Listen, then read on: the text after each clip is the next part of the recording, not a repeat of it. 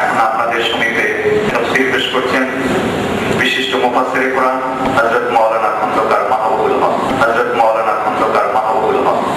আউযু বিল্লাহি মিনাশ শাইতানির রাজীম। বিসমিল্লাহির রাহমানির রাহিম। ইন্নাল্লাহা ওয়া মালাইকাতাহু ইউসাল্লুনা আলান নবী ইয়া আইয়ুহাল্লাযীনা আমানু সাল্লু আলাইহি ওয়া সাল্লিমু তাসলিমা।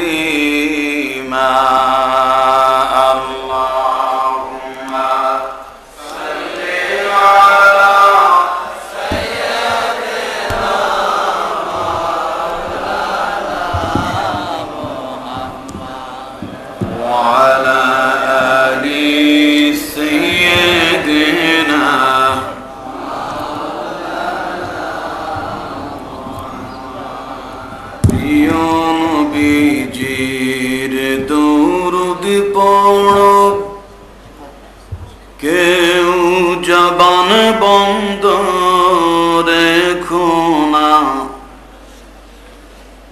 জোরে জোরে নবীজির দুরূদ পড়ো। কেউ চুপিসারে বসে থেকো না, নেক আমলার এই দুরূদে জান্নাত তোমার ঠিকানা। আল্লাহুম্মা সাল্লি আলা সাইয়্যিদিনা মাওলানা ওয়া আলা আলি সাইয়্যিদিনা মাওলানা। আসমান সুন্দর, জমিন সুন্দর, আর সুন্দর গাছপালা। বলো আসমান সুন্দর, জমিন সুন্দর, আর সুন্দর গাছপালা। তার চাইতে অধিক সুন্দর নবী আমার সাল্লি আলা। আল্লাহুম্মা সাল্লি আলা সাইয়্যিদিনা মাওলানা মুহাম্মদ ওয়া আলা আলি সাইয়্যিদিনা মাওলানা মুহাম্মদ। লা ইলাহা ইল্লাল্লাহ, জোরে লা ইলাহা ইল্লাল্লাহ, লা ইলাহা ইল্লাল্লাহ, লা ইলাহা ইল্লাল্লাহ, লা ইলাহা ইল্লাল্লাহ মুহাম্মাদুর রাসূলুল্লাহ সাল্লাল্লাহু আলাইহি ওয়াসাল্লাম। মহাগ্রন্থ আল কোরআনুল কারীমের 18তম পারার সূরা আল মুমিনুন থেকে আলোচনা শুরু করা যাচ্ছে। এই সূরাটি মক্কা শরীফে অবতীর্ণ হয়েছে। এর আয়াত হলো 118টি। 6টি রুকুতে এই সূরার প্রতিটি বক্তব্য আল্লাহ শেষ করেছেন। আউযু বিল্লাহি মিনাশ শাইতানির রাজীম। বিসমিল্লাহির রাহমানির রাহিম। বিতাড়িত মারদুদ শয়তান হতে আল্লাহর কাছে পানাহ চাই। দয়াময় পরম দয়ালু আল্লাহর নামে আরম্ভ করছি। قد أفلح المؤمنون الذين هم في صلاتهم خاشعون والذين هم عن اللغو معرضون والذين هم للزكاة فاعلون قد أفلح المؤمنون মুমিন যারা, বিশ্বাসী যারা, ওরা গেইনার হয়ে গেছে, ওরা সফল কাম। জোরে কোন আলহামদুলিল্লাহ। ভাবে সূরা কিরাত পড়ে নিয়ম তান্ত্রিকতার সাথে যারা নামাজ আদায় করেন, সল্লু কামা রাআইতুমুনি উসাল্লি, রাসূল বলেছেন নামাজ পড়ো যেভাবে তোমরা আমাকে নামাজ পড়তে দেখো। রাসূলের নামাজের সাথে যেই সব বান্দার নামাজের মিল হয়ে যায়, নামাজের সূরা কিরাত, রুকু, সেজদা থেকে শুরু করে আর কামাহাকাম সব মিলে যেই ব্যক্তির নামাজ যথাযথভাবে আদায় হয়, সফল কাম পুরুষের মাঝে, সফল কাম মুমিনের মাঝে, সেও একজন। জোরে কোন আলহামদুলিল্লাহ। সম্মানিত ভাইরা আমার, একজন বান্দা যদি আল্লাহু আকবার তাকবীরে তাহরিমা বেঁধে আল্লাহর দরবারে দাঁড়িয়ে যায়, সূরা ফাতিহার আলহামদুলিল্লাহ থেকে শুরু করে ওয়ালা দাল্লিন পর্যন্ত বান্দা যখন পড়তে থাকে, আমার আল্লাহ রাব্বুল আলামিন বান্দার উপরে এত খুশি হয়ে যান, সমস্ত আসমানি কিতাবগুলি তিলাওয়াত করার সওয়াব বান্দার আমল নামে লেখা হয়ে যায়।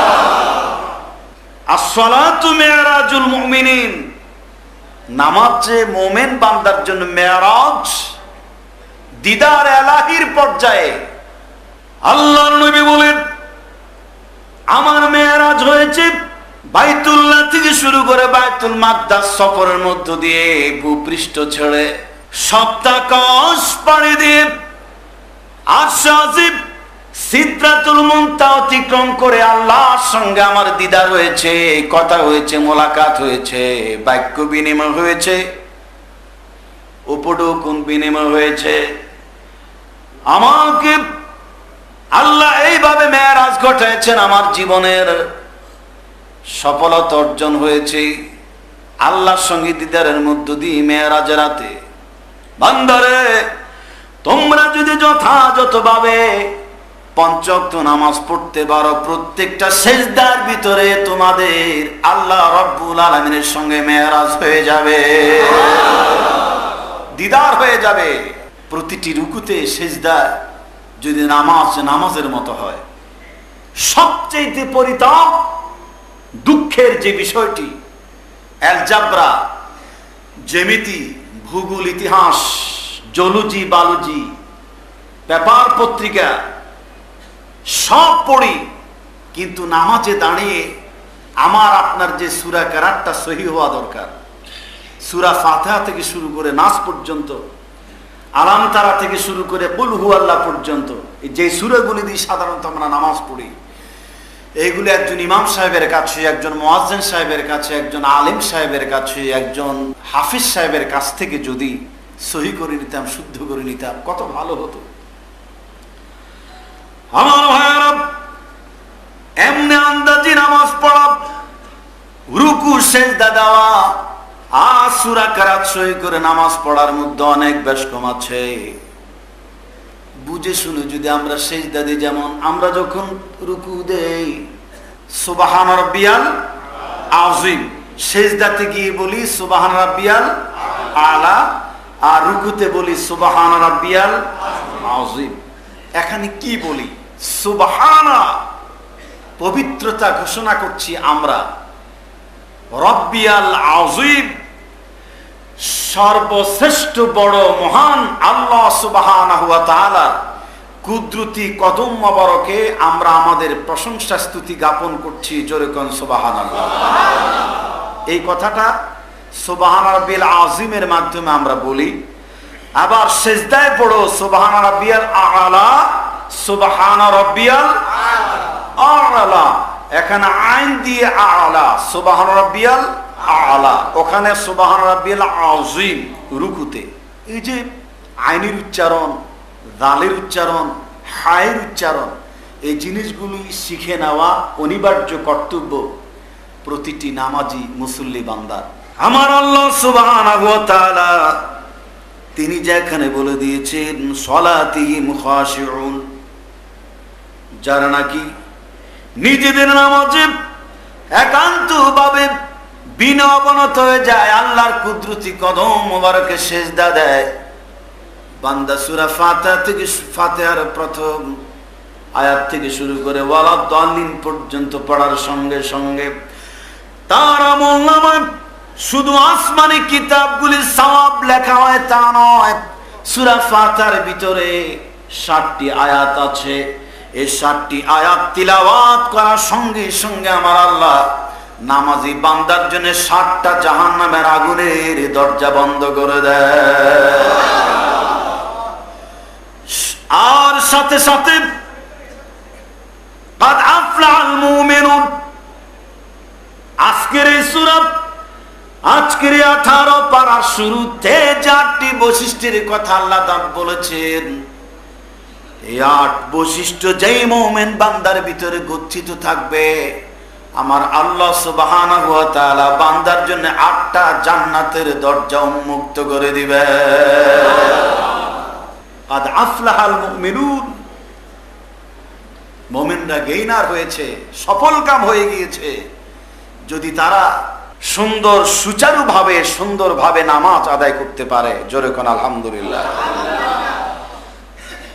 এর ভিতরে বিস্তারিত আলোচনা করতে গেলে আর একটু দূর যদি আমরা অগ্রসর হই, আরো মজার কথা এখানে পাওয়া যাবে।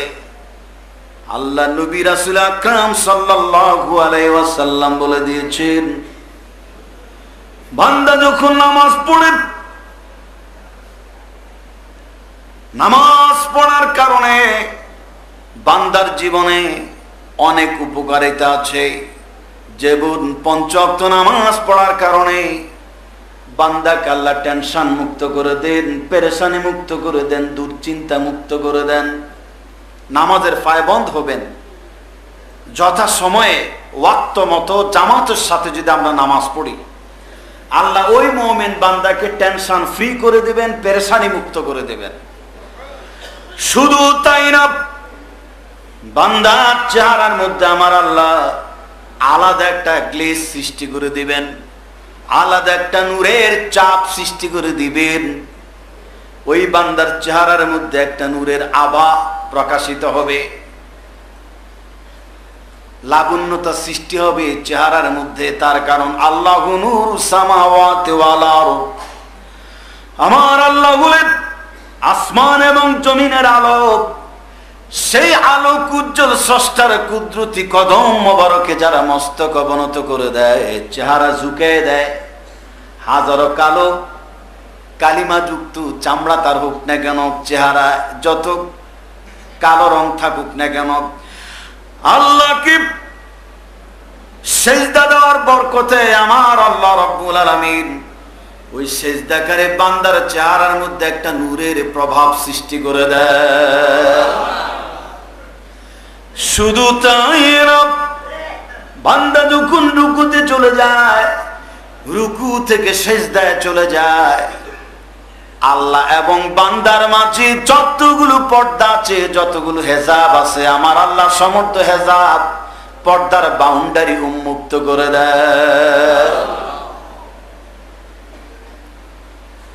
বান্দা, একজন মুমিন, একজন নামাজি বান্দা আমার আল্লাহর দরবারে যখন মস্তক অবনত করে সেজদায় পড়ে যায়, সেজদার মাটি থরথর করে কাঁপতে থাকে।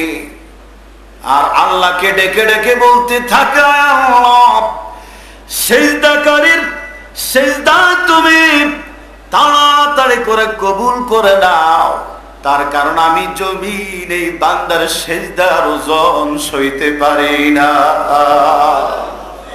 আমি বান্দার সিজদার ওজন সইতে পারি না। আর সিজদাতুন ওয়াহিদাতুন খায়রুম মিনাদ দুনিয়া ওয়া মা ফিহা, একটা সিজদা আসমান এবং জমিনের চাইতে বেশি মূল্যবান আমার আল্লাহর দরবারে। জোরে কোন আলহামদুলিল্লাহ। আমার বাইতুল মুকাররম বাসী সারা দেশ থেকে আগত, ঢাকা রাজধানীতে বিভিন্ন চাকরি নকরিতে কাজে করবে, ব্যবসা বাণিজ্যে ছুটে আসা, আর তার অবসরে বয়ান শুনতে বসা আমার মুসলিম কিরম একজন মুমিন বান্দা আমার মাবুদের দরবারে যখন সিজদায় পড়ে যায়,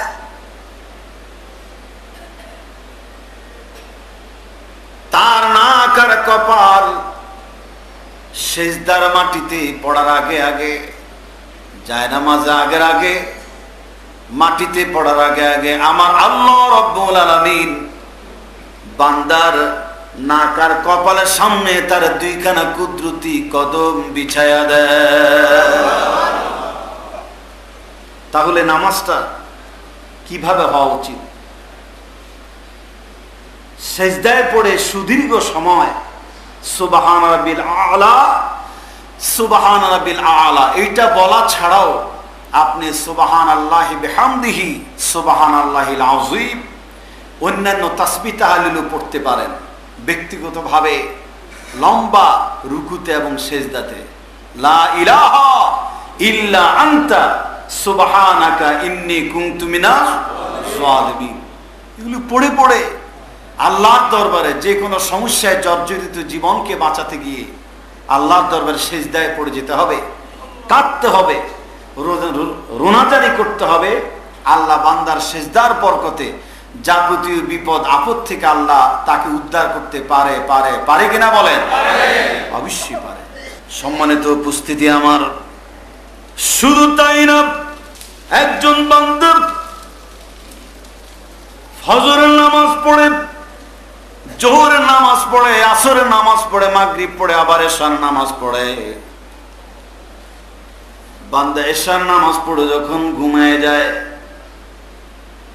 আর ফজর নামাজের আযান হওয়ার সঙ্গে সঙ্গে ফজর নামাজের জামাতে যখন বান্দা শরীক হয়ে যায়, এশার নামাজ থেকে ফজর নামাজের আগ পর্যন্ত বান্দা যতক্ষণ ঘুমাইছে ততক্ষণ পর্যন্ত আমার আল্লাহ বান্দার আমলনামায় তার প্রত্যেকটা শ্বাস প্রশ্বাসে অসংখ্য সওয়াব দান করে দেয়।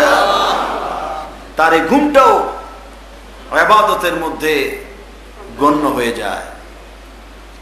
নামাজ পড়লে চেহারায় আল্লাহ লাবণ্যতা বৃদ্ধি করেন, পেরেশানি মুক্ত করেন। সাহাবা আজমাইন কোন বিপদে পড়লে, মুসিবতে পড়লে, এমনকি আকাশ রাজ্যে কালো মেঘের ঘন ঘটা দেখা দিলে আল্লাহর হাবিব এবং বিশ্ব নবীর সাহাবা আজমাইন তারা মসজিদে গিয়ে আশ্রয় নিতেন এবং বেশি বেশি রুকু করতেন, সেজদা দিতেন, নামাজ পড়তেন।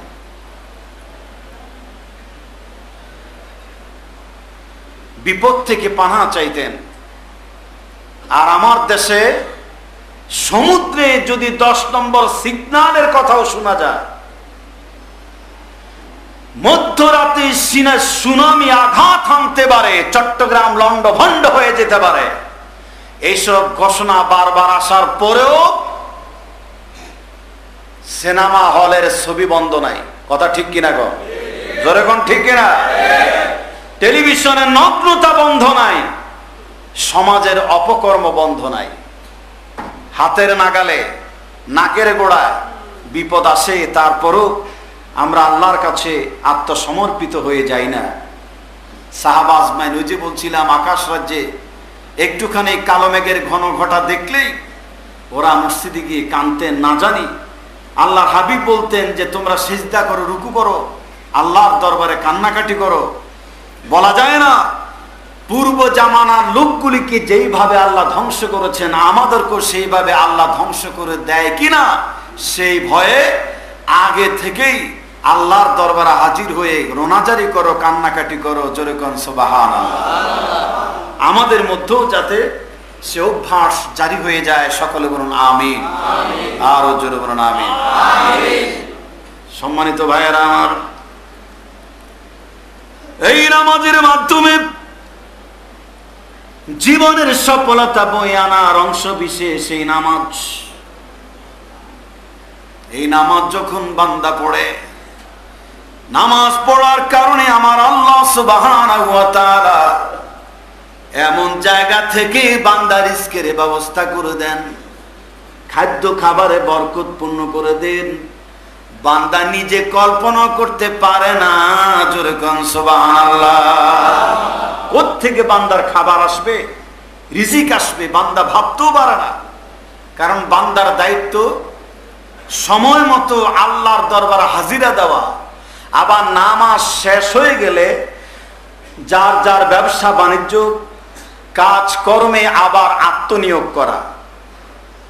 নামাজ ভালোভাবে পড়ে নামাজ সমাপনান্তে বান্দা যদি ব্যবসা বাণিজ্যে চলে যায়, চাকরি নকরিতে চলে যায়, জমিন চাষাবাদ করে ফসল উৎপাদনে চলে যায়, যখন যেই অবস্থা থাকুক না কেন, স্ত্রী পুত্র পরিবারের পরিজনের মুখে হালাল খাদ্য তুলে দেওয়ার জন্য একজন মুমিন নামাজি বান্দা নামাজের বাইরে উন্নয়নমূলক যত কর্মকাণ্ড করবে, জিহাদের ময়দানে ধর্ম যুদ্ধ করার সওয়াব আল্লাহ নামাজি বান্দার আমল নামায় দান করে দিবে। কত বরকত, কত ফজিলত যদি ঠিক মতো নামাজকে ঠিক রাখতে পারি। আর ইন্না সলাতা তানহা আনিল ফাহশাই ওয়াল মুনকার, যত সব গর্হিত অপকর্ম, বিবেক বিবর্জিত অশালীন কর্ম থেকে নামাজ একজন নামাজিকে হেফাজতে রাখে। কন্যা আলহামদুলিল্লাহ। নামাজ কিভাবে পড়তে হবে?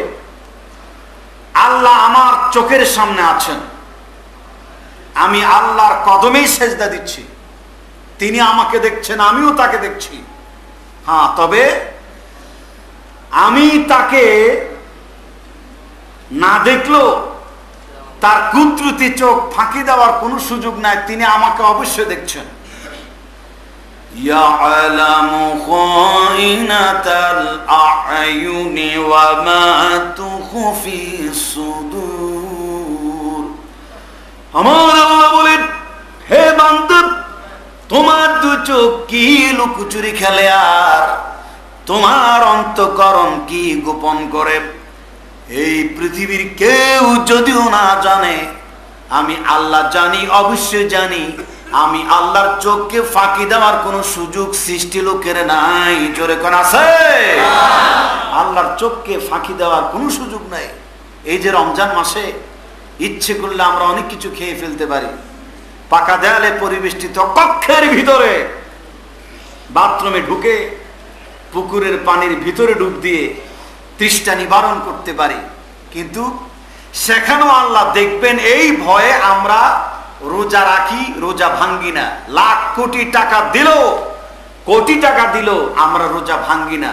এমনটি হয় না? কি বলেন ভাইজান? হয়, আমরা ভাঙ্গি না। এই যে আমার আপনার ভিতরে এই অ্যাটিটিউডটা পয়দা হলো, এই যে একটা বিশ্বাস পয়দা হয়েছে, এই 11টি মাস যদি এটা আমাদের ভিতরে থাকে, নামাজ পড়ার সময় যদি আমার মনের ভিতরে থাকে যে আল্লাহ আমাকে দেখছেন, আমিও আল্লাহকে দেখছি, সর্ব অবস্থায় তিনি আমাকে নিরীক্ষণ করছেন, জরিপ করছেন, এই কথা যেই নামাজি বান্দার জানা থাকে, যে সচিবের জানা থাকে, যে এমপি মন্ত্রী উপদেষ্টাদের জানা থাকে, যে রাষ্ট্রপ্রধানদের জানা থাকে, তারা কি জীবনে কোনোদিন জনগণের মাল গোপন পন্থায় আত্মসাৎ করতে পারে?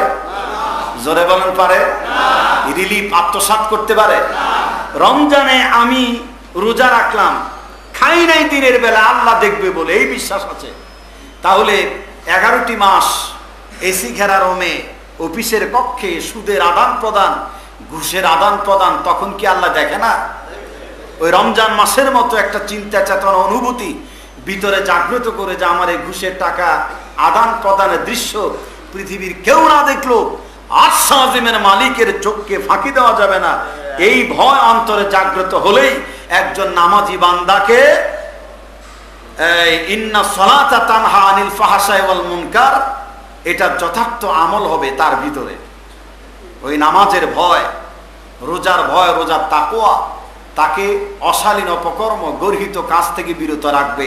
জোরে কোন ইনশাআল্লাহ, আর জোরে বলেন ইনশাআল্লাহ। সম্মানিত ভাইরা আমার, নামাজ পড়ার কারণে আমার মাবুদ বান্দাকে যতটা ফজিলত মণ্ডিত করবেন তার মধ্যে আর একটা হচ্ছে বান্দা যখন মরে যাবে, মরার সময় আমার আল্লাহ সুবহানাহু ওয়া তাআলা বান্দার জবানের মধ্যে শেষ নিঃশ্বাস ত্যাগের পূর্বে কালেমা নসিব করে দিবে। শুধু তাই না, বান্দার শেষ বিচারের দিনে নামাজি বান্দার ডান হাতে আমল নামা আসবে, যেই বান্দার বাম হাতে আমল নামা পেছন থেকে আসবে। নির্ঘাত নিশ্চিত মনে করতে হবে জাহান্নাম ছাড়া তার কোনো গতি নাই। জোরে কোন নাউজুবিল্লাহ।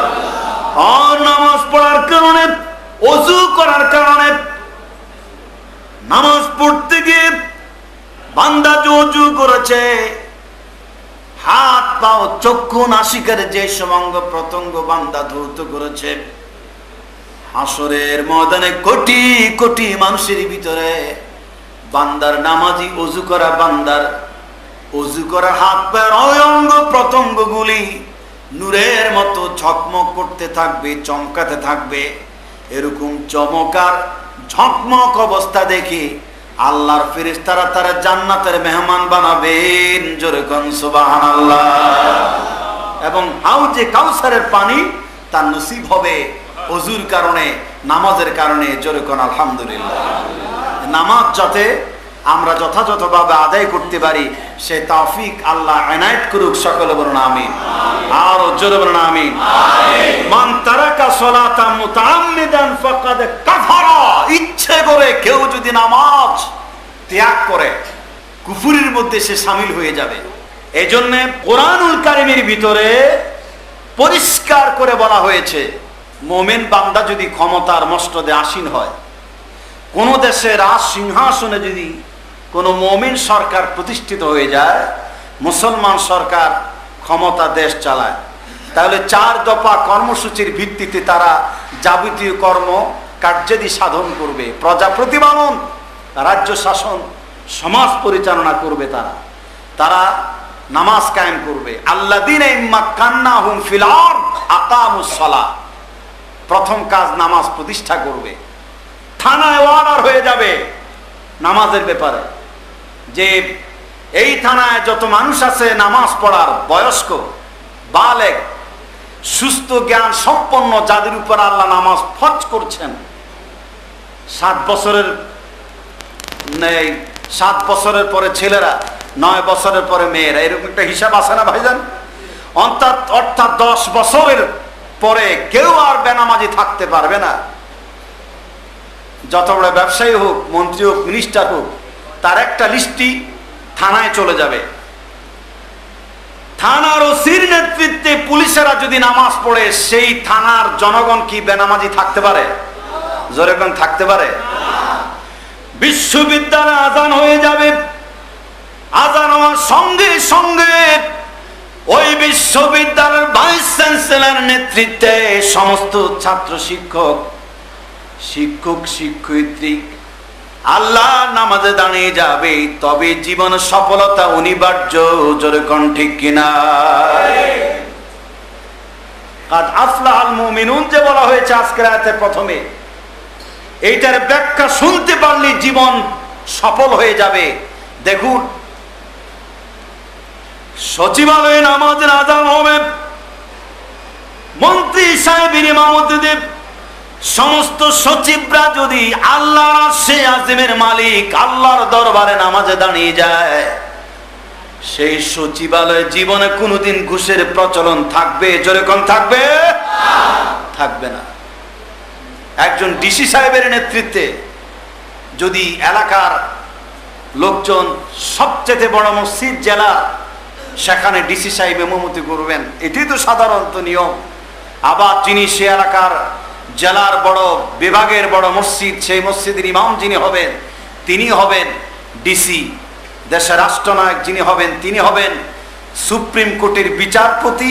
সুপ্রিম কোর্টের বিচারপতি বা রাষ্ট্রনায়ক যিনি হবেন তিনি হবেন এই বাইতুল মোকাররমের জাতীয় মসজিদের খতিব। এটাই ইসলাম, এটাই সৌন্দর্য, কথা ঠিক কিনা বলেন? এমন একটি শান্তশিষ্ট ইসলামী সমাজ আমার দেশে প্রতিষ্ঠিত হোক, এটা আমরা চাই না ভাইজান?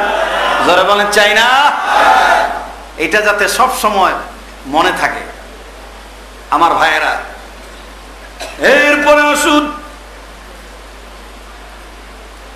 হাইকোর্ট জজ কোর্টে আজান হয়ে গেলে পরে প্রধান বিচারপতির ইমামতিতে সমস্ত আইনজীবী অ্যাডভোকেটরা নামাজে দাঁড়িয়ে যাবে। ওরা কোনোদিন আইনের ফাঁক ফুকুর দিয়ে অপরাধীকে বাঁচাতে পারবে না, কথা ঠিক কিনা গণ? আল্লাহর ভয় থাকবে তাদের অন্তরের ভিতরে। ক্যান্টনমেন্টে যদি আজান হয়ে যায়, সেনা প্রধানের ইমামতিতে যদি সকল সৈনিকরা নামাজ পড়ে, আমার ভাইয়েরা, দেশ রক্ষার কাজে নিয়োজিত সেই সৈনিকদেরকে আল্লাহ রাব্বুল আলামিন মুজাহিদের কাতারে গণ্য করে নেবেন। জোরে কোন সুবহানাল্লাহ। এইভাবেই নামাজ প্রতিষ্ঠিত হওয়া উচিত। নামাজের কথা কোরআনুল কারীমের ভিতরে অসংখ্যবার আল্লাহ উচ্চারণ করেছেন। সেই জন্যে নামাজ যারা না পড়ে তাদের যে কি বেহাল দুর্গতি দুরবস্থা হবে, এর সীমা রেখা বলে কয়ে শেষ করা যাবে না। একটা জিনাকার, বেবিচারিণী, এর চাইতে কঠিন অপরাধে অপরাধী একজন বেনামাজি। জোরে কর নাউজুবিল্লাহ। অথচ এই নামাজি বান্দাদেরকে হেদায়েতে আনার জন্য কোনো কর্মসূচি আমাদের নাই। নামাজের ওয়াজ করলে হবে না। সরকার এবং রাষ্ট্রীয়ভাবে নামাজ প্রতিষ্ঠার ঘোষণা এসেছে কোরআনের ভিতরে। জোরে কোন আলহামদুলিল্লাহ। সম্মানিত ভাইয়েরা আমার, মহান আল্লাহ আমাকে আপনাকে আল্লাহর দরবারে সেইভাবে নামাজ পড়ার, আল্লাহর দরবার রুকু সেজদা করার তৌফিক দিক। যেইভাবে নামাজ পড়লে পরে নামাজ আমাকে আপনাকে সকল অপকর্ম থেকে, অন্যায় থেকে বিরত রাখবে। সুদ ঘুষ জিনা ব্যভিচার থেকে শুরু করে সকল প্রকার অনইসলামিক কার্যকলাপ থেকে আমার আল্লাহ আমাকে আপনাকে হেফাজত রাখবে। ওইভাবে নামাজ পড়ার তৌফিক দান করুক। জোরে বলুন আমিন। যেই সমস্ত বান্দারা সফল কাম, তার মধ্যে নামাজে যারা বিনয় অবনত তারাও এর মধ্যে গণ্য। ওয়াল্লাযীনা হুম আনিল লাগwi মুরিদুন, যারা অর্থহীন বিষয় থেকে বিমুখ থাকে। মুমিন বান্দার 8 বৈশিষ্ট্যের মধ্যে 1 নাম্বার পাক্কা ইমানদার হবে, নামাজে বিনয় অবনত হবে। আর তৃতীয় বৈশিষ্ট্য হচ্ছে অনর্থক অহিতুক কর্মকাণ্ড থেকে বান্দা নিজেকে হেফাজত রাখবে। দেখুন, এই জায়গায় আমি আপনাদেরকে একটা কথা বলে যাই। মানুষকে গাফেল করার জন্যে, মানুষের সময় থেকে, নামাজ থেকে, মানুষের জীবনকে দূরে উদাসীনতায় ঠেলে দেওয়ার জন্য আজকের সবচেয়ে বড় মাধ্যম হচ্ছে ক্রিকেট খেলা। জোরে কোন কি খেলা? আরো জোরে কোন? ক্রিকেট খেলার চাইতে আল্লাহর গজবী খেলা এই জগতে, আধুনিক পৃথিবীতে সবচেয়ে বড় খারাপ সময় অপচয় খেলা হচ্ছে ক্রিকেট খেলা। জাপানে এই খেলা নিষিদ্ধ। জাপানের প্রেসিডেন্ট একটা মাঠের পাশ দিয়ে যাওয়াকালে দেখেছে ক্রিকেট খেলা চলছে। ক্রিকেট খেলা দেখে তিনি বলছেন এখানে কি হচ্ছে? কাজে ক্রিকেট খেলা চলছে। উনি ওনার রাষ্ট্রীয় কাজকর্ম শেষ করে এই পথ দিয়ে আবার পুনরায় যাওয়ার পর সন্ধ্যা হয়ে গেছে। দেখে যে আবার ওই সেই খেলা, যে এখন আবার কি খেলা শুরু হয়েছে, যে ক্রিকেট। যে কেন সকালে না দেখলাম খেলতে, যে ওই খেলা এখনো আছে, এটার বলে উইকেটে শেষ হয় না। আমি বুঝি না ক্রিকেট খেলা কি জিনিস, বিরক্তির সাথে অনেককে আমি নিষেধ করি। বলে যে হুজুর আপনি যদি বুঝতেন তাহলে আপনি টেলিভিশনের পর্দা ছাড়তেন না। আমারে বল এই ক্রিকেট খেলা তিনি দেখে বলছে, যেই খেলা সকাল থেকে বিকাল পর্যন্ত এতগুলো মানুষের মেধাকে একটা মাঠে আটকায় রাখে, সেই খেলা দিয়ে জাতির ধ্বংস ছাড়া কল্যাণ আসতে পারে না। আজ থেকে, এখন থেকে, এই মুহূর্ত থেকে ক্রিকেট খেলা আমার রাজ্যে বন্ধ ঘোষণা হলো। আমার বাংলাদেশকে 1000 বার কিনতে পারবে জাপান, কিনতে পারবে। দরিদ্র সীমার নিচে বসবাস করা এই ছোট্ট ভূখণ্ড বাংলাদেশ, 3 দিক ভারত, একদিক বঙ্গোপসাগর কর্তৃক রক্তে কেনা রক্তে ভেজা স্বাধীন সার্বভৌম বাংলাদেশ আমার। হরতাল, ধর্মঘট, অবরোধ, স্ট্রাইক, অসহযোগ আন্দোলন থেকে শুরু করে সরকার গঠন আর সরকার পতনের আন্দোলন করতে করতে আমার দেশের মানুষের সময় শেষ হয়ে যায়। তার উপর ক্রিকেট খেলার এই লম্বা টাইম যদি নষ্ট হয়, দোকানে পাটে, রাস্তাঘাটে, বাণিজ্যিক টেলিভিশন বিক্রির দোকানে আপনি দেখবেন ক্রিকেট খেলা হলেই প্রচন্ড ভিড়। পুলিশও কিছু কয় না, দোকানদারও কিছু না, সবাই এতিমের মতো হা করে তাকিয়ে থাকে টেলিভিশনের পর্দার দিকে। ওরা মুমিনের মধ্যে গণ্য হতে পারে না। কে বলেছে? জোরে বলেন কে? আমি খন্দকার মাহবুবুল হকের কথা নয়, এই কথা স্বয়ং কার?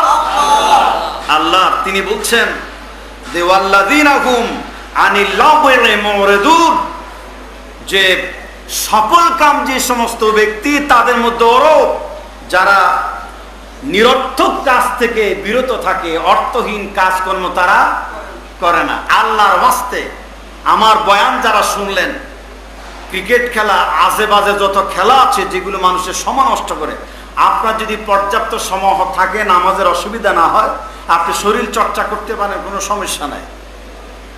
কিন্তু এভাবে সময় অপচয় করবেন, হাসরের ময়দানে আমাকে আপনাকে আফসোস করতে হবে। জান্নাত প্রাপ্তির পরে বান্দার 2টা জিনিস বান্দাকে পীড়া দিবে।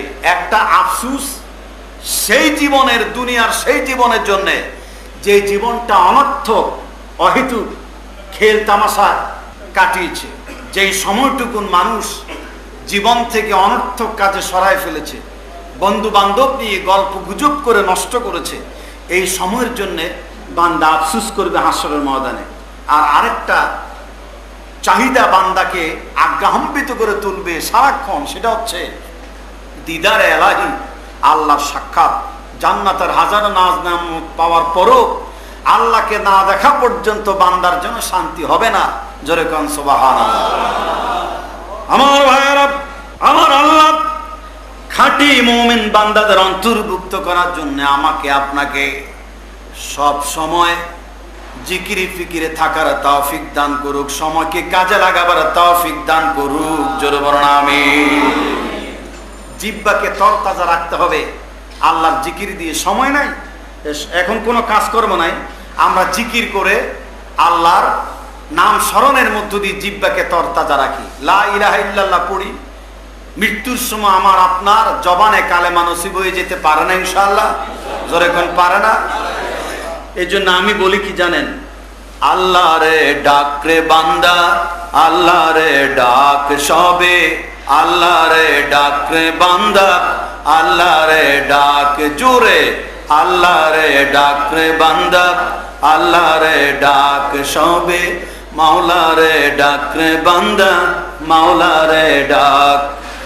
আল্লাহ রে ডাকতে ডাকতে, আল্লাহ রে ডাকতে ডাকতে বিপদ কেটে যাক, আল্লাহ রে ডাকতে ডাকতে বিপদ কেটে যাক, আল্লাহ রে ডাক রে বান্দা, আল্লাহ রে ডাক সবে, আল্লাহ রে ডাক রে বান্দা, আল্লাহ রে ডাক। মনের মতো ডাকলে তোমার গুনাহ হবে মাপ, মনের মতো ডাকলে তোমার গুনাহ হবে মাপ।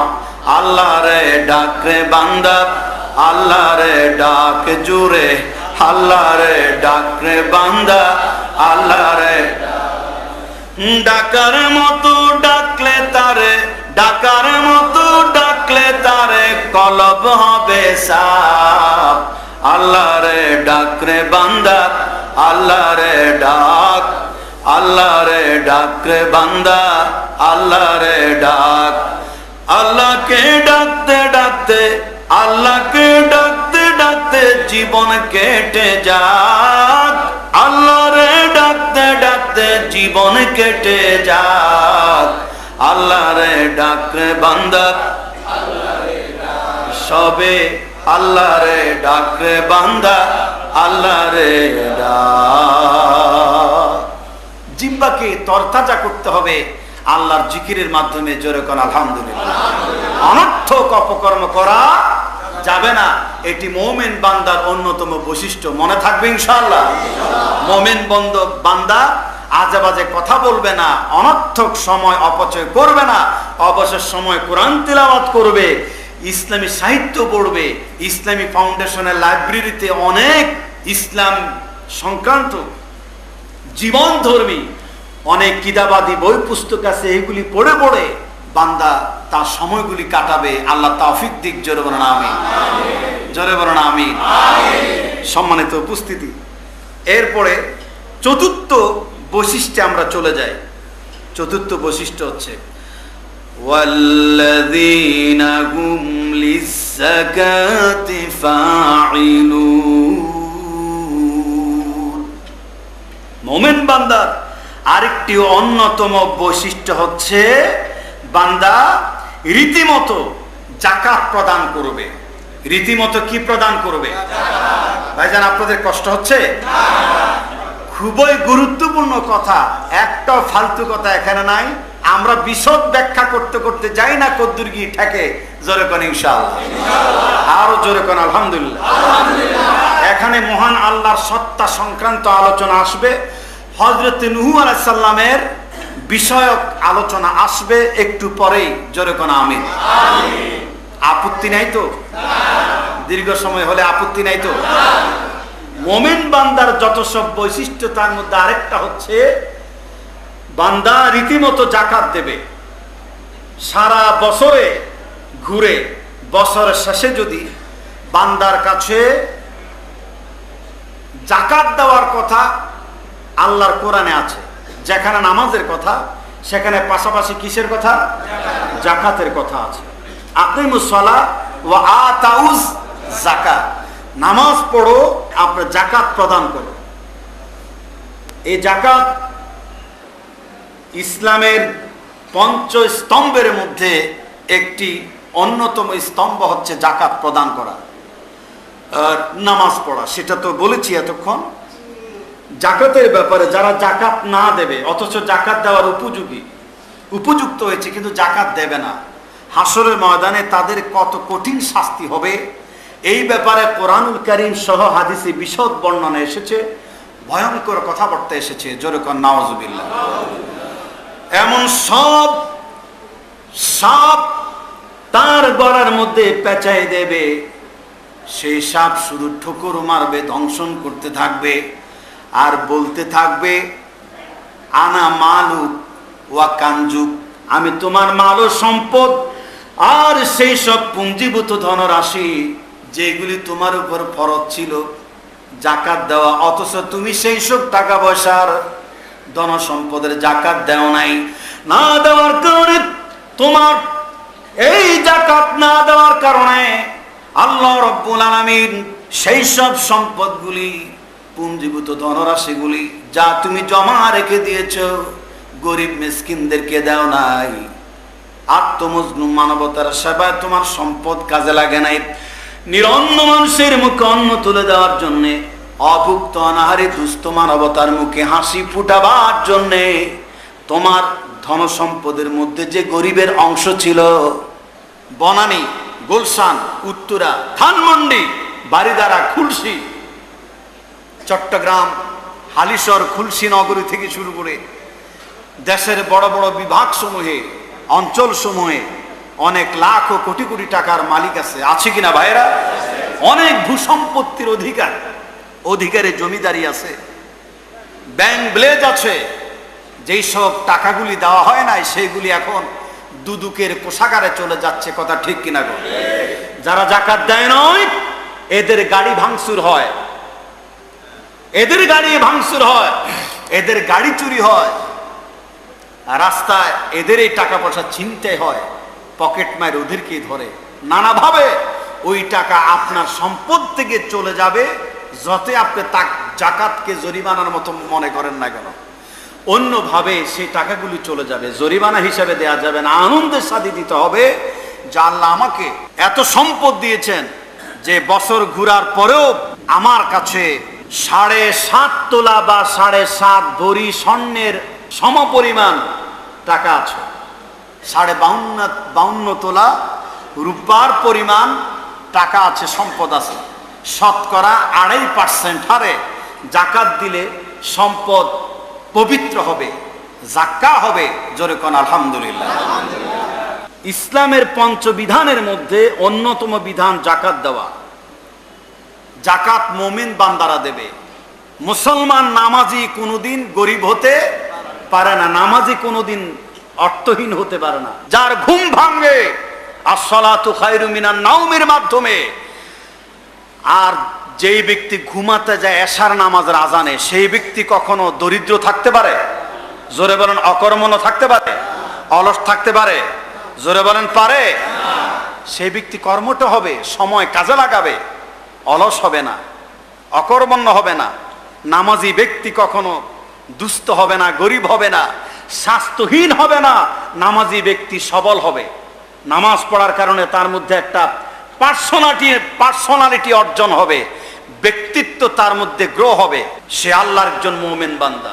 7 আসমান 7 জমিনের চাইতো মুমিন বান্দা, নামাজি বান্দা নিঃশ্বাসের মূল্য আল্লাহর কাছে 1000 গুণ বেশি। জোরে কোন মারহাবা।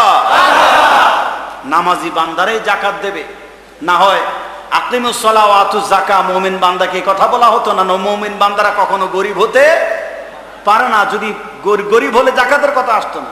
এমন এক সময় ছিল সরকারিভাবে জাকাত প্রতিষ্ঠিত ছিল, ইসলামিক গভর্নমেন্ট, ইসলামিক রাষ্ট্র যখন ছিল মদিনায়, উমরি শাসনে জাকাত খাওয়ার লোক পাওয়া যেত না। কারণ হযরতে আবু বকর সিদ্দিক রাদিয়াল্লাহু তাআলা আনহু যখন শুনেছেন কোন এক অঞ্চল বা গোত্র সব মানতে রাজি, জাকাত দিতে রাজি না, তিনি বলছেন যে জাকাত না দেওয়া তো দূরের কথা, বরং জাকাতের রশিটাও যদি কেউ দিতে অস্বীকার করে, আমি তার বিরুদ্ধে জিহাদ ঘোষণা করব, যেমন কাফিরের বিরুদ্ধে জিহাদ ঘোষণা করতে হয়। জোরে কোন সুবহানাল্লাহ। জাকাত দেওয়ার ব্যাপারে বলা হতো, ঢোল পিটানো হতো, জাকাত কে নেবে, কে নেবে জাকাত। এক দেশ থেকে আরেক দেশে, এক অঞ্চল থেকে আরেক অঞ্চলে ঘুরে বেড়াতে হতো জাকাতের টাকা নিয়ে। যে অঞ্চলে যায় সে অঞ্চলে মুসলমান এতটা স্বাবলম্বী, স্বনির্ভর, জাকাত খাওয়ার লোক পাওয়া যায় না। খেজুরের বাগান অঢেল, জোরে কোন আলহামদুলিল্লাহ। আঙ্গুরের বাগান, ফলের বাগান, শস্য সামগ্রীর বাগানে ভরা, অকর্মণ্য নাই, রুগী নাই। খাওয়ার মধ্যে রাসূলের সুন্নত আছে। আমরা তো খাইতে খাইতে আস্তে করে প্যান্টের বেল্টটা একটু ঢিলা করে দেই, যাতে পেটের বাকি অংশ খাবার দিয়ে ভরা যায়। পায়জামা থাকলে রশিটা আস্তে করে ঢিলা করে দেই। অথচ রাসূল বলেছেন যে এমন ভাবে খেতে বসো, তোমার ক্ষুধা যখন বেশি লাগবে খেতে বসো, কিছুটা ক্ষুধা থাকতে খাদ্য ত্যাগ করো, 3 ভাগ করবে পেটকে, 1 ভাগ খাবার দিয়ে ভরবে, বাকি ভাগ পানি দিয়ে, আর 3য় ভাগ খালি রাখবে। এইভাবে যদি একজন বান্দা চলে, জীবনে কোনোদিন অ্যাক্সিডেন্ট জনিত, আল্লাহর পরীক্ষা জনিত বিপদ রোগ ছাড়া কোন রোগ বান্দাকে ক্লান্ত করবে না। মারহাবা কোন। এমন জায়গায় দস্তরখানে খেতে বসো যেখানে খাবার পড়লে তা থেকে তুলে নিয়ে, এটা হচ্ছে উপখাবারের প্লেট। দস্তরখান জুটা রাখার জন্য না, জুটা রাখার জায়গা আলাদা, দস্তরখানা এত পরিচ্ছন্ন, জীবাণুমুক্ত থাকবে, নিরাপদ থাকবে, খাবার পড়লে সেখান থেকে তুলে নিয়ে খাওয়া যায়। দস্তরখানটা এমন পরিচ্ছন্ন হতে হবে, জোরে কোন আলহামদুলিল্লাহ। এমন যদি হয়, রোগ আমাকে আক্রান্ত করবে না, আপনাকে আক্রান্ত করবে না। মানুষটা এখন নামাজ, এই যে নামাজের বয়ান করলাম, ফজর অন্যান্য নামাজ পড়লো, ফজরের নামাজের সময় মসজিদে খুব কম দেখা যায়। সারাটা রমজান জীবনে যাকে একবারও মসজিদে সারা বছর দেখা যায় না, তাকেও জানামাজ একখান কান্দে নিয়ে একদম ইমাম সাহেবের পেছনে বরাবর। এই দৃশ্য যদি 11টি মাস বিরাজিত থাকে, সারা রমজান যে শান্তি, তার চেয়ে 1000 গুণ শান্তিতে গোটা বাংলাদেশ, সারা দুনিয়া জান্নাতুল ফেরদাউসে পরিণত হয়ে যাবে। ঠিক কিনা আওয়াজ দেন। কিন্তু আমল শুধু রমজান মাস কেন্দ্রিক যাতে না থাকে, এ প্রশিক্ষণ জীবনের রন্ধ্রে রন্ধ্রে পরতে পরতে গোটা বছর আমাদের মাঝে প্রতিফলিত হোক। সকলে বলুন আমিন। জাকাতের কথা বলতেছিলাম। জাকাত কে নেবে? এক লোক তার অনেকগুলো টাকা নিয়ে ঘুরতেছে, জাকাত খাওয়ার লোকে পাওয়া যাচ্ছে না। পরিশেষে সে লোকটা তার আপন অঞ্চল ছেড়ে ভিন্ন অঞ্চলের দিকে রওনা দিচ্ছে। দূর থেকে একটা লোক তার দিকে এগিয়ে আসছে। সে ভাবছে যে একটা মুসাফির আসতেছে বুঝি। কাছে আসার পরে বলছে যে, ভাই বড্ড উপকার হয়েছে, আপনার মতো একজন দিনহীন মুসাফির হাতের নাগালে আমি আগেই পেয়ে গেছি। এটা হচ্ছে আমার ওটের জাকাত, এটা আমার ফল ফুলের বাগানের জাকাত, এটা আমার সম্পদের জাকাত, এটা আমার গৃহপালিত পশুর জাকাত। একটা লোকও পাই না জাকাতের টাকা খাওয়ার, আপনার মতো মুসাফির পেয়ে গেছি। দয়া করে আপনি আমার এই টাকাগুলো নিয়ে আমাকে পবিত্র করুন, আমাকে জাকা করুন, আমাকে পরিশোধিত করুন আমার সম্পদকে, নয় এগুলো নিয়ে ঘুরতে হবে আমাকে। যাকে এই কথা বলতেছে মুসাফির মনে করে, সেই লোকটা বলে যে, ভাই আপনি আমার জাকাত দিচ্ছেন, আমার কান্দির উপরে যে গাঠুরি দেখেন মনে করছেন আপনি এটা আমার মুসাফিরি গাঠুরি? না না, আমিও আমার এলাকায় একটা জাকাত খাওয়ার লোক পাই নাই। নিজের জাকাতের টাকাগুলি গাঠুরি বেঁধে কান্দে করে আরেক দিকে যাব, এমন সময় আমি আপনাকে দেখছি। যারে দেখছে হে কান্দ তো জাকাতের গাঠুরি, আমি তো আপনাকেও মুসাফির মনে করে দূর থেকে আগ্রহ করে এসেছি আপনাকে জাকাত দিতে, উল্টা বুঝি আপনি আমাকে জাকাত দিচ্ছেন। সুবহানাল্লাহ গণ, হাসি মুখে বলেন সুবহানাল্লাহ। আমার এই বাংলাদেশ গরিব নয়, আমার দেশে নদী সম্পদ আছে, আমার দেশে পাহাড় সম্পদ আছে। পাহাড়গুলি চট্টগ্রাম, পার্বত্য চট্টগ্রাম, খাগড়াছড়ি, বান্দরবন, সোনাইছড়ি, বিলাইছড়ি, মাটিরাঙ্গা, রাঙ্গামাটি, এই সব পাহাড় পর্বতগুলি, সিলেটের পাহাড়গুলি, উপর দিয়ে ফরেস্ট, বৃক্ষ সম্পদ, চা সম্পদ, আর সেই পাহাড়ের তলদেশেই খনিজ সম্পদ, গ্যাস সম্পদ, স্বর্ণের খনিও থাকতে পারে। পারে না? অবশ্যই পারে। আমার দেশে শুধু সৎ নেতৃত্বের অভাব, সৎ মানুষের অভাব। কথা ঠিক? হাত তুলে বলেন কথা ঠিক? আমার দেশে সৎ নেতৃত্বের অভাব, সৎ মানুষের অভাব। জোরে কোন ঠিক কিনা? এই দেশের ক্ষমতা কত চোরদের হাতে ছিল। এই চেহারার মানুষগুলি যে চোর ছিল, লুটেরা ছিল, এই চেহারার মানুষগুলি, এই মসওয়ালা মানুষগুলি, এই সুন্দর জাতের চেহারার নেতা নেত্রীগুলি, এরা যে লুটেরা ছিল, টিন চোর ছিল, সম্পদ চোর ছিল, এই দেশকে চুষে চুষে খেয়েছে। আমরা বর্তমান গভর্নমেন্ট না আসলে বুঝতে পারতাম না। কথা ঠিক কিনা বলে? আমার ভাইয়েরা, এ থেকে উত্তরণের পথ একটাই, দেশ, জাতি, সমাজ, রাষ্ট্র ঐক্যবদ্ধ হয়ে ঐক্যবদ্ধভাবে আসতে হবে কোরআনের কাছে। জোরে কোন কার কাছে? এই জাকাত যদি যেভাবে দেওয়ার কথা সেভাবে পুরোপুরি না দেয়, তাহলে হাসরের মন তার গলায় কি পেঁচানো হবে ভাইজান? জোরে শুনতে চাই? মাপলারের মতো, উন্নার মতো সাপ পেঁচায়ে তাকে ছঙ্গল করবে, ধ্বংসন করতে থাকবে। এটা কেমন বিষাক্ত সাপ! ইদানিং আফ্রিকার জঙ্গলে প্রাণীতত্ত্ববিদেরা একটা সাপের আবিষ্কার করেছে। কিসের আবিষ্কার?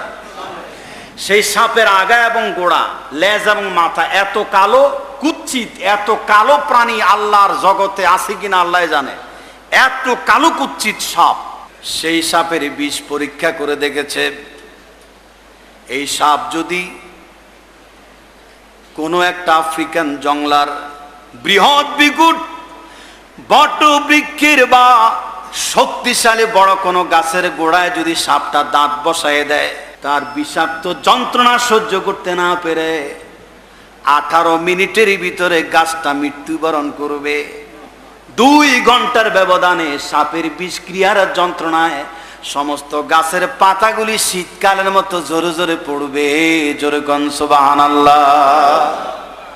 দুনিয়ার একটা সাপের যন্ত্রণা যদি একটা গাছের এই করুণ দশা হতে পারে, যাকাত যারা দেবে না তাদের জন্য যে সাপ আল্লাহ হাসরের ময়দানে মজুদ রেখেছেন, সেই সাপের দংশন বিষক্রিয়া কত তীব্রতর, কঠিন যন্ত্রণাকর, খাতা কলমে হিসাব করা যাবে? যাবে হিসাব? সে থেকে আল্লাহ বাঁচার তৌফিক দিক। জোরে কোন আমিন। যাকাত দানের দেওয়ার মতো তৌফিক সম্পদশালী যাতে আল্লাহ আমাদেরকে করেন, পাশাপাশি যাতে আমরা যাকাত দিতেও পারি এবং গরিব দুঃখী আত্মমাজলুম মানবতার সেবা দান সৎকা ফিতরায় এগিয়ে এসে জান্নাতের দরজা উন্মুক্ত করার তৌফিক আল্লাহ দান করুক। সকল বলুন আমিন। আর জোরে বলুন আমিন। পাটুয়াটুলি আর ভীষণ যে ভিডিওটা করছে, এই বক্তব্য আপনারা দেখার এবং শোনার সুযোগ পাবেন। আজ আর নয়। আল্লাহুম্মা আমিন। ربنا ظلمنا أنفسنا وإن لم تغفر لنا وترحمنا لنكونن من الخاسرين ربنا آمنا بما أنزلت واتبعنا الرسول فاكتبنا مع الشاهدين আয় আল্লাহ, হিন্দুর মন্দিরে বসি নাই, খ্রিস্টানের গির্জায় বসি নাই, প্রেগোড়ায় বৌদ্ধ বিহারে বসে তোমার দরবার হাত পাতি নাই রে আল্লাহ। এই পৃথিবীর জমিনে তোমার আসমান থেকে রহমত প্রেরণের ট্রান্সমিটার তোমার ঘর মসজিদের মধ্যে বসে হাত পেতেছি রে আল্লাহ। যা কিছু পড়লাম, বললাম, বুঝালাম, এর মধ্যে যদি কোনো ভুল ভ্রান্তি থাকে মাফ করে হাদিয়া টুকুন সোনার মদিনা নবী পাকের রওজা মুবারকে পৌঁছে দাও। পৃথিবীর মাটির নিচে যত মুসলিম মুসলিমাত মুমিন মুমিনাত ঘুমিয়ে গেছে রে আল্লাহ, তাদের আবার করে হাদিয়া বকশিশ করে দাও। আল্লাহ তাআলা আমার সঙ্গে যারা হাত পেতেছেন, কারো মা আছে, কারো বাপ নাই, কারো বাপ আছে, কারো মা নাই, কারো মাও নাই, বাপু না রে আল্লাহ, চলে গেছে বহুদূর, চলে গেছে বহুদূর, একদম অচিনপুরে, যেখানে মানুষ গেলে কোনোদিন ঘরে ফিরে না রে আল্লাহ। জীবনের তোরে চলে যাওয়া মা বাপ কেমন সম্পদ এই দুনিয়ার কেউ তো জানে না। সেই ব্যক্তি মা বাপের মর্ম বুঝে, যেই ব্যক্তির মা বাপ কবরে চলে গেছে রে আল্লাহ।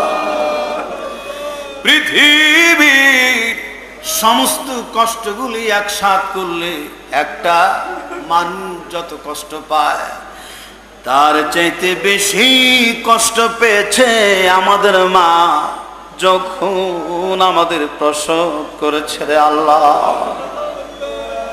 ছোট্ট একটু বাচ্চা শিশুকে কোলে করে রাখতে পারি না, দীর্ঘক্ষণ কোলে রাখতে পারি না, অথচ এমন একটা জীবন্ত সন্তানকে একটা মা 10 মাস 10 দিন পর্যন্ত কেমনে পেটে ধারণ করেছে রে আল্লাহ। ভুক্ত মৃত্যুভোগী মা ছাড়া এই কষ্টের খবর দুনিয়ার কোনো সন্তান জানে না।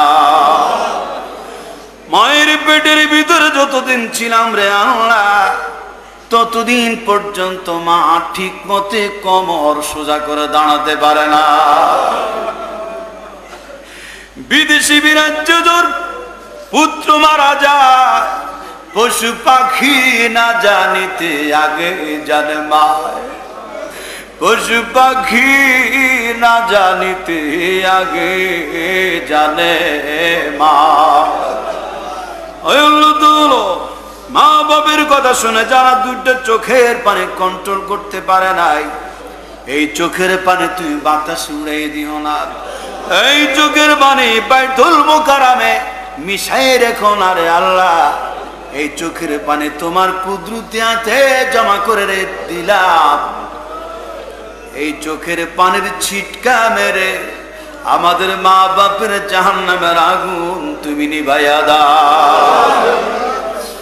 মা বাপ যাদের বেঁচে আছে হায়াত বৃদ্ধি করে দাও, জনমভর পিতা মাতার খেদমত করতে পারি তৌফিক দান করে দাও। আয় আল্লাহ, মরে যাওয়া মা বাপ আর বেঁচে থাকা মা বাপ উভয়ের জন্য তোমারই শিখানো দোয়া পড়ে নিচ্ছি। রব্বির হামহুমা কামা রব্বায়ানি, জোরে জোরে পড়ুন, রব্বির হামহুমা কামা রব্বায়ানি সগীরা। ওগো আমার আল্লাহ, ছেলে সন্তান যাদের দান করেছ, ছেলে সন্তান যাদেরকে দান করেছ রে আল্লাহ, এদেরকে মনের মতো মানুষ করতে পারি হেদায়েত করে দিও রে আল্লাহ। সন্তানের কারণে যাতে জাহান্নামের আগুনে জ্বলতে না হয়, সন্তানের কারণে এই জান্নাতের রাস্তা প্রশস্ত করে দিও। ওগো আমার আল্লাহ, রাতে গুনাহ করেছি, দিনে গুনাহ করেছি, প্রকাশ্যে গুনাহ করেছি আল্লাহ। স্বামী স্ত্রীর গুনাহ, ছেলে সন্তানের গুনাহ মা বাপ জানে না, মা বাপের গুনাহ স্বামী স্ত্রী, মা বাপের গুনাহ ছেলে সন্তান জানে না, স্বামীর গুনাহ স্ত্রী জানে না, স্ত্রীর গুনাহ স্বামীতে জানে না রে আল্লাহ। এই জগতে মানুষ যদি একে অপরের গুনার খবর জানতো, আমাদেরকে দাওয়াত দেওয়া মুসাফা করা তো দূরের কথা, পাথর মেরে আমাদেরকে দুনিয়া থেকে বিদায় করে দিত। আমাদের গুনাহগুলি যেভাবে এই পৃথিবীর জমিনে মানুষের সামনে গোপন রেখে দিয়েছ, হাসরের ময়দানে আমাদের গুনাহগুলি এইভাবে গোপন রেখে দিও রে আল্লাহ। আমাদের গুনাহ প্রকাশ করে তুমি জাহান্নামের আগুনের মধ্যে আমাদের ঠেলে দিও না।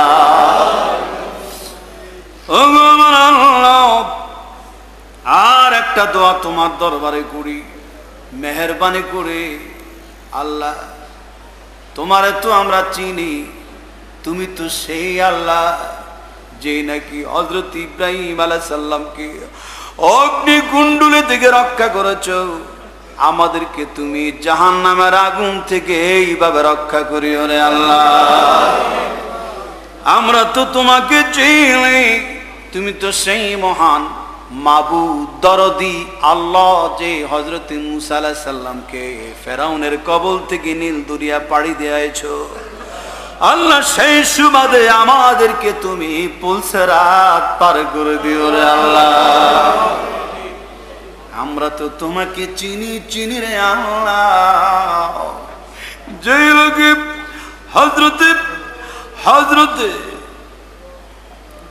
ইউনূস আলাইহিস সালামকে মাছের পেট থেকে উদ্ধার করেছো, পরিত্রাণ দিয়েছো, আমাদেরকে কবরের কঠিন আযাব থেকে উদ্ধার করিও রে আল্লাহ। ওগো আমার আল্লাহ, রমজান মাসে যাদের জন্য জাহান্নামের দরজা বন্ধ রেখে দিয়েছো, এই দরজা কিয়ামত পর্যন্ত বন্ধ রেখে দিও। জান্নাতের দরজা যাদের জন্য উন্মুক্ত রেখেছো, এই দরজা কিয়ামত পর্যন্ত খোলা রেখে দিও রে আল্লাহ। আমরা যারা রোজা রেখেছি, রোজা রাখার কারণে জটিল কঠিন রোগ ব্যাধি থেকে আমাদের জীবন তুমি সুস্থ করে দাও। এমন এক সময় দোয়া করতেছি রে আল্লাহ, যেই সময় আমাদের কারো পেটের মধ্যে কোনো খাবার নাই, জীবনে জোহর নামাজের আগে পরে কত খাইতাম, আসরের নামাজ আযান হবে, চেহারি থেকে এই পর্যন্ত আমরা এখনো কিছুই খাই না রে আল্লাহ। এই জন্য খাই নাই, যেহেতু তুমি খাও না, আমরা না খেয়ে আছি, তারপরও তুমি বুঝো রে আল্লাহ তোমার আমরা কত ভালোবাসি। তুমি ঘুমাও না, এই জন্য একটি মাস গভীর রাতে উঠে আমরা তোমাকে স্মরণ করে চেহারি খাই, কোরআন তিলাওয়াত করি, তাহাজ্জুদ পড়ি, ফজর নামাজ পর্যন্ত জাগ্রত থাকি, ঘুমাই না। তারপরও তুমি দেখো রে আল্লাহ আমরা তোমাকে কত ভালোবাসি। আমাদের জীবনের সব গুনাহ যদি এরপরও তুমি মাফ না করো রে আল্লাহ, তারপরে তুমি কার গুনাহ মাফ করবে রে মাবুদ? এই মানুষগুলি কান্দে, তুমি একটু দেখো রে আল্লাহ। আমার চোখের পানি শুধু বের হয়েছে তা নয়, তোমার বাইতুল মোকাররমে আগত কোরআন প্রেমিক বান্দাগুলি চোখের পানি ছেড়ে দিয়েছে। আমার শ্রোতা মণ্ডলী, আল্লাহর বান্দার একটু কান্দেন। সাত সমুদ্র 13 নদীর পানি দিয়ে আল্লাহরে খুশি করা যায় না। আমার মাবুদ খুশি হয়ে যায় যদি কোনো বান্দা দুইটা নয়ন ভরে কাঁদতে থাকে। বলেন ইয়া আল্লাহ, হাত আকাশের দিকে উঁচু করে বলেন ইয়া আল্লাহ। জীবনের গুনাহ সন্ধ্যা বেলায়, এই পড়ন্ত বেলায় দু হাত আকাশের দিকে আমার মতো এইভাবে উঠে দেন, হাত সব উঠে দিয়ে আকাশের দিকে তাকায় বলেন ইয়া আল্লাহ। লজ্জা শরম ত্যাগ করে বলেন ইয়া আল্লাহ, ইয়া রহমান, ইয়া রহিম, ইয়া হাইয়্যু, ইয়া কাইয়্যুম, লা ইলাহা ইল্লা আনতা সুবহানাকা ইন্নী কুনতু মিনাজ জালিমিন। রব্বানা লাকাল হামদ হামদান কাসীরান তাইয়িবান মুবারাকান ফি লিজালালি ওয়াজহিক ওয়া সুলতানি আযীম। আয় আল্লাহ, তুমি তোমার বান্দাদের হাত তোমার আশ্বাসে মঞ্জুর করে নাও। হযরত ইউনূস আলাইহিস সালামের মতো আরেকবার পড়েন লা ইলাহা ইল্লা আনতা সুবহানাকা ইন্নী কুনতু মিনাজ জালিমিন। আল্লাহ আমাদের গুনাহ মাফ করে দাও। খালি পেটে তোমার হাতে তোমার দরবারে হাত তুলেছি আল্লাহ, আমাদের পেট না ভরলো হাতটা ভরে দাও। তোমার কোরআনের মাহফিলে এতক্ষণ কাটাইছি আল্লাহ, এই জগতের ইফতারি দিয়ে আমাদের প্রাণ ভরবে না। তোমার নবীর হাতে হাউজে কাউসারের পানি আর জান্নাতের নাজ নেয়ামত দিয়ে আমাদের ইফতারির ব্যবস্থা করে দিও আল্লাহ। কোরআন যাদের জন্য সুপারিশ করবে তাদের মধ্যে আমাদের নামটাও তালিকাভুক্ত করে না। রোজা যাদেরকে সুপারিশ করে জান্নাতে নিয়ে যাবে আল্লাহ, তাদের মধ্যে আমাদের নামটাও তালিকাভুক্ত করে না। আল্লাহ, যেই কয়েকটা রোজা আছে মেহেরবানি করে যথাযথভাবে পালন করার তৌফিক দান করে দিও। যত মানুষ হাত তুলেছে এমন কোন অভাব দিও না, অভাবের কারণে আমাদের স্বভাব নষ্ট হয়ে যায়। ব্যবসা বাণিজ্য চাকরি নৌকরিতে বরকত বৃদ্ধি করে দিও, স্বামী স্ত্রীর মধ্যে মিল মহব্বত বৃদ্ধি করে দিও। যাদের চাকরি নেই চাকরি দিয়া দিও, যাদের চাকরি আছে প্রমোশন বাড়াই দিও রে আল্লাহ।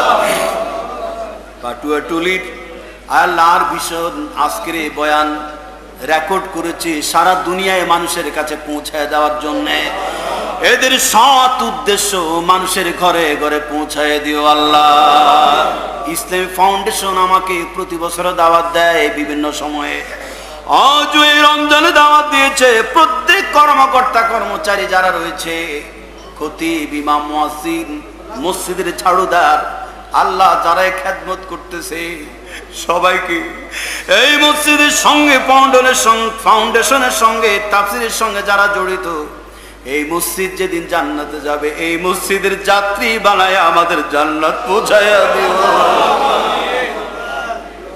সারা দুনিয়ার মুসলমানদের উপরে রহম করো রে আল্লাহ। বদর, উহুদ, খন্দকের মদদ দিয়া তামাম দুনিয়ার মুসলমানদেরকে হেফাজত করে না। আয় আল্লাহ তাআলা, ওগো আমার মাবুদ, সারা পৃথিবী জুড়ে, বাংলাদেশ জুড়ে কোরআন সুন্নাহর রাজ কায়েম করে দাও। ইসলাম ছাড়া দুর্নীতি দমন হবে না, মানুষ সভ্য হবে না, সৎ নেতৃত্ব ছাড়া এই দেশকে কন্ট্রোল করা সম্ভব নয়। এই কথাগুলি সর্বমহলকে বুঝার তৌফিক দান করে দাও। আল্লাহ, হে আরশ আজিমের মালিক, আমার দেশের গরিবানা অভাবীও দূর করে দাও। মাবুদ, আমরা যারা হাত তুলেছি আমাদেরকে সোনার মক্কা মদিনার মেহমান না বানাইয়া আমাদের নামে তুমি আজরাইল পাঠাও না রে আল্লাহ।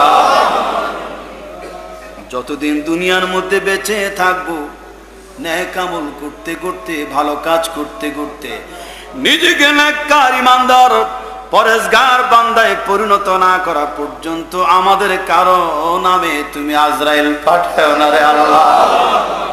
যদিও আজরাইল পাঠাও রমজান মাসে আজরাইল পাঠাইও, যদিও আজরাইল পাঠাও সবে বরাত, সবে কদরে আজরাইল পাঠাইও রে আল্লাহ। যদিও আজরাইল পাঠাও তোমার নামাজ পড়তে পড়তে, তোমার কোরআন তিলাওয়াত করতে করতে, তোমার কুদরতি কদম মোবারকে সিজদায় পড়ে তাসবিহ তাহলিল জপতে জপতে আজরাইল পাঠাইয়া জান্নাতি মরণ আমাদের নসিব করে দিও রে আল্লাহ। তাও ছাড়ো, যেই দিন আমরা মরে যাব, আজরাইলের কঠিন চেহারা না দেখাইয়া সোনার মদিনার প্রিয় নবীজিকে আমাদের সামনে হাজির করে দিও, আর জবান দিয়ে জারি করে দিও লা ইলাহা ইল্লাল্লাহ মুহাম্মাদুর রাসূলুল্লাহ।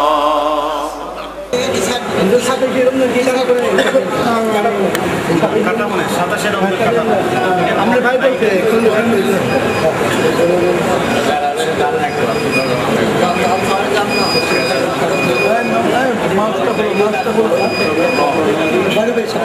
কাল করছি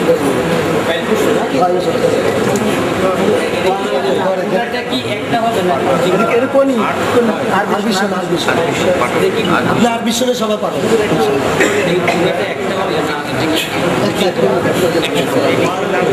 এই পাঠানো দেওয়া নেই আর বিশ্বরে ভাই, এটা কি কোন কোম্পানি? আর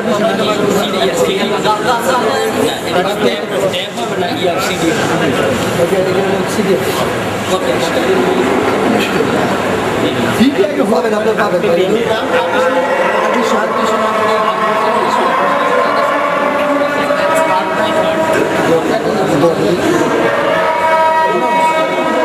আমার কি দোয়া দিয়ে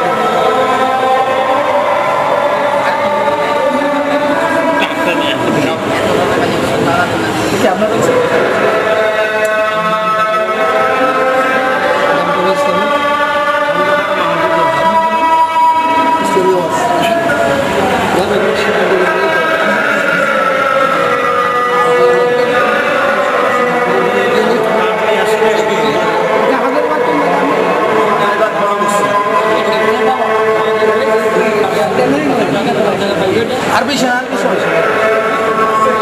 আর বেশি পাবেন।